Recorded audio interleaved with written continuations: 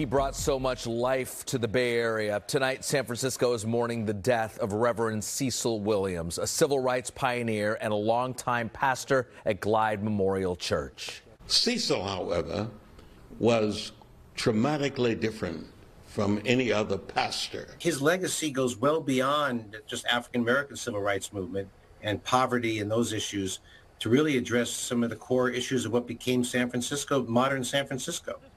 His influence and impact still resonates across San Francisco. The legendary Reverend broke down barriers and gave a voice to the voiceless. He was a champion of the homeless community and a supporter of the LGBTQ community as well. His congregation at Glide is celebrating the legacy he leaves behind. NBC's Pete Suratos begins our coverage in the city. Tonight, members of the Glide Church are remembering the life of church co-founder Reverend Cecil Williams, who died today at the age of 94. And they vow to push forward his legacy as a church community one day at a time.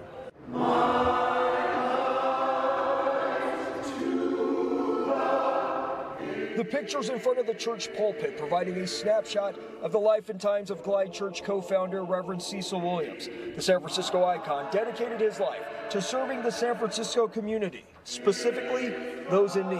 The mood is disbelief right now, but as you can also see, the mood is also action as well. Where do we need to be? Glide Minister Marvin White is the Minister of Celebration for Glide and shares a similar sentiment to those in attendance tonight, grieving the loss of the man who co-founded Glide in the 1960s with his late wife, Janice Miracatani. It's just a heartbreak, really, because it's such a loss, because this community is so centered around him. Not something I was prepared to hear today, but at the same time, I know he'll always be with us. And Glide Church went beyond Sunday sermons, becoming a beacon of hope for the Tenderloin community, providing a wide range of social services, and even preparing thousands of free meals every day, with more than 2,000 meals served annually on Thanksgiving Day. Former San Francisco Mayor Willie Brown says the Reverend's commitment to working with the Tenderloin community is why the church has been a success for decades. Cecil, however, understood exactly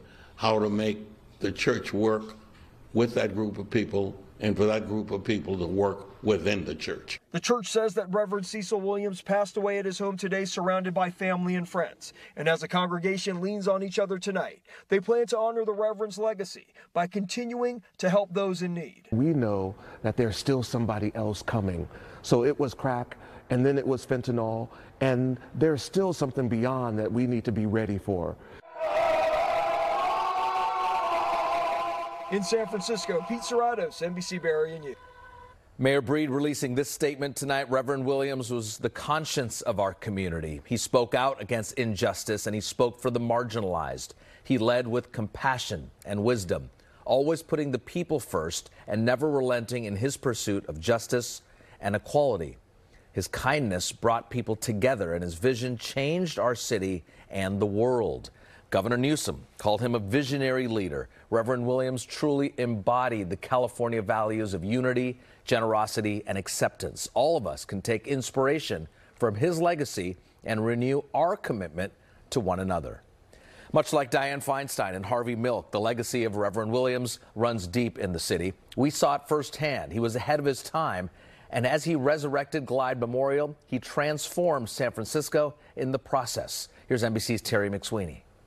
Reverend Cecil Williams, forever linked to Glide Memorial Church, though many don't know he saved that struggling church from extinction, buying it from the conservative Lizzie Glide in the early 60s. And he decided to radically transform the ministry into a progressive agency of social justice. That was not done at that time in San Francisco. He was way ahead of his time. No one could have predicted the radical transformation about to happen. Shaw, who wrote a book about the Tenderloin, says in the 60s, Williams became one of the nation's leading proponents of gay, lesbian, and transgender rights. To understand how radical that was, you have to remember those days.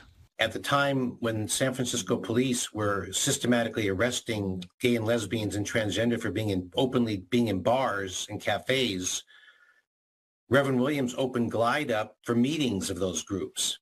Reverend Amos Brown, pastor of San Francisco's Third Baptist Church and civil rights activist, remembers teaming up with Williams numerous times. In 1987, flying a plane load of Bay Area people down to Georgia.